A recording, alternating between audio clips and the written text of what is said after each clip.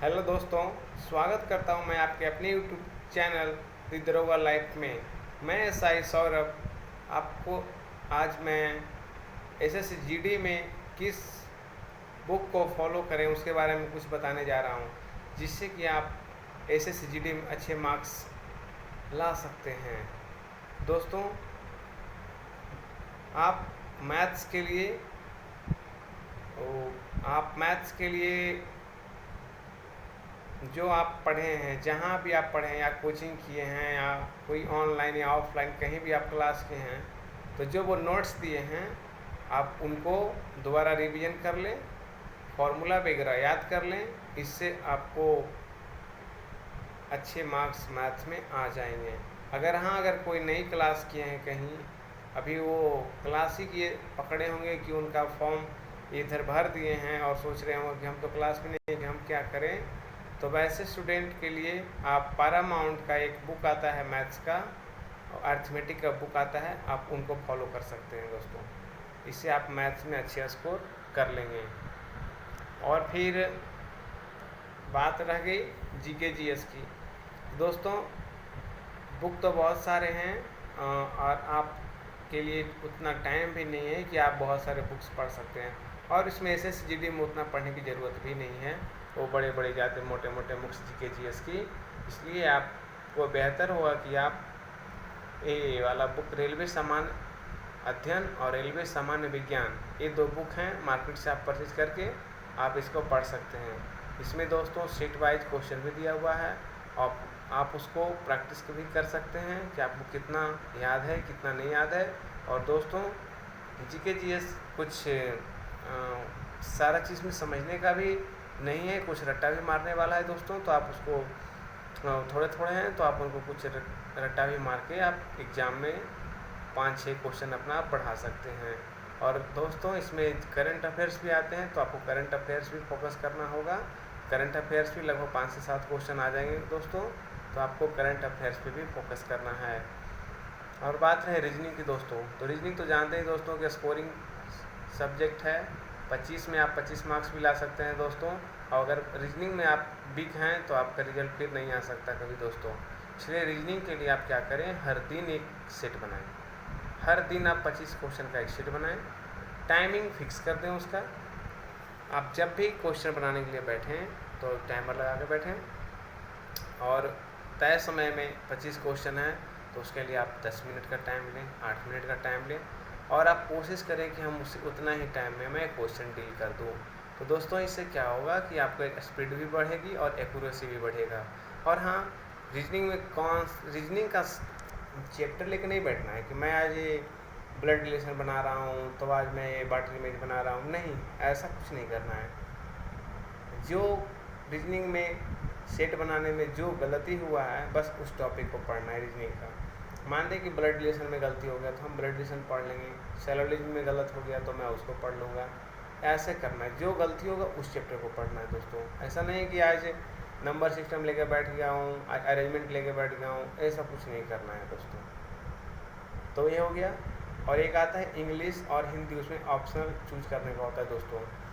तो मैं तो दोस्तों इंग्लिश लिया था, और हूँ मैं हिंदी मीडियम से, बट मैं इंग्लिश लिया था उसमें।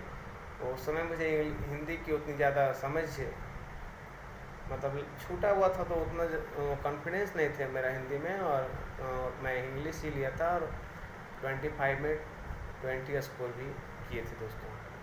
तो आप अगर इंग्लिश लेना चाहते हैं तो इंग्लिश लीजिए, और हिंदी लेना चाहते हैं तो हिंदी लीजिए। आप जिसमें ज़्यादा कंफर्टेबल हो, आप जिसमें ज़्यादा अच्छा स्कोर कर सकते हो, तो आप इस तरह से उसको चूज कर सकते हैं दोस्तों।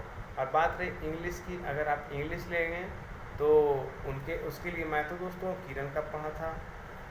किरण पब्लिकेशन का जो प्रीवियस ईयर है मैं वो बनाया था। तो उतना ज़्यादा टाइम तो है नहीं दोस्तों कि आप उतना पढ़ सकते हैं, और अगर पढ़ सकते हैं तो आप उसको उसमें एडियम फ्रेज है, वन वर्ड है, फिर एंटोनिम सिनोनिम्स है। तो दोस्तों, आप ये सब का प्रैक्टिस किरण से कर सकते हैं, क्योंकि आपको इंग्लिश में भी 7 से 10 क्वेश्चन दोस्तों रट्टा मार के ही आता है। क्योंकि मीनिंग वगैरह तो अगर आप याद नहीं करेंगे तो फिर आप तो बना नहीं पाएंगे, वो एरर वाला आएगा, वो मिसस्पेल्ड वाला आएगा दोस्तों। तो इस सब के लिए मीनिंग आना ज़रूरी है। और फिर दोस्तों और एक रीजनिंग हो गया, मैथ्स हो गया, जीके हो गया और करंट अफेयर्स हो गया, और इंग्लिश या हिंदी हो गया दोस्तों। तो आप हिंदी के लिए तो कोई विशेष बुक व्याकरण भारती एक बुक आता है दोस्तों, वो आप पढ़ सकते हैं। या फिर मेन टॉपिक जो होता है जैसे संज्ञा, सर्वनाम, विशेषण, या फिर संधि हो गया, फिर उपसर्ग प्रत्यय हो गया, और फिर संधि के भेद जो होते हैं दोस्तों, आप ये सब पढ़ लें और यही सबसे क्वेश्चन उसमें आएंगे। और फिर आप पर्यायवाची शब्द, विपरीतार्थक शब्द, ये सब दोस्तों आप एक बार व्याकरण भारती एक बुक है, आप उससे एक बार देख लें, उससे ही आएंगे दोस्तों। और एक आएंगे वहाँ पे आपको लेटर आएंगे, वो गद्यांश इसको बोलते हैं। तो दोस्तों तो वहाँ पे आप पढ़ के सामने क्वेश्चन आंसर लिखा होता है, आप उसको उसमें अच्छा स्कोर कर सकते हैं, उसमें कोई डाउट नहीं है। हाँ, रही बात की इंग्लिश ले या हिंदी ले दोस्तों, तो ये आप जिसमें ज़्यादा कंफर्टेबल हैं आप उसको चूज कर सकते हैं। तो फिर से मैं आपको बता दूं दोस्तों, मैथ्स के लिए आप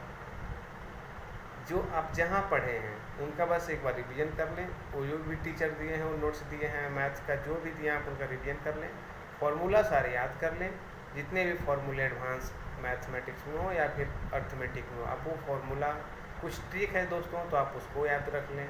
इससे आपको जीडी में मैथ्स बनाने में आसानी होगी। फिर दोस्तों आप इंग्लिश के लिए हो गया, तो इंग्लिश के लिए दोस्तों आप किरण का बुक है, आप उसका प्रैक्टिस अगर कर लेते हैं दोस्तों तो वो आपको अच्छे मार्क्स दिलाने में हेल्प करेंगे दोस्तों। फिर हो गया जीके जीएस दोस्तों, तो जीके जीएस तो बहुत जानते हैं दोस्तों, इसका अलग बहुत मोटे मोटे बुक आए, बट आप रेलवे सामान्य ज्ञान और रेलवे सामान्य अध्ययन अगर ये दो बुक आप ध्यान से पढ़ लेते हैं दोस्तों, तो आप इसमें दोस्तों 20 से 22 आप स्कोर कर सकते हैं। क्योंकि मैंने भी जीके जीएस में 25 में आउट ऑफ 20 स्कोर किए थे दोस्तों।